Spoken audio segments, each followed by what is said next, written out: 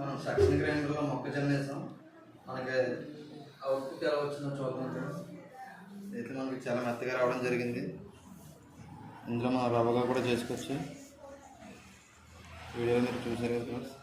Item మటుకు అదే లాక్కుంటుంది, అందుకే దీన్ని సెక్షన్ గ్రైండర్ అంటారు ఫ్రెండ్స్. ఇదే విధంగా మనకి కోల్డ్ ఫార్మ్స్ ఉన్న వాళ్ళు, అలాగే మనకి దానాలు ఆడుకున్న పశువులకి సంబంధించి చాలా ఈజీగా సులభంగా ఉపయోగించుకోవచ్చు. దీన్ని ఏ విధంగా కావాలంటే ఇందులో సెక్షన్ చేసుకోవచ్చు. కావాల్సిన వాళ్ళు సంప్రదించండి. Joy Kisan mission Rajahmundry.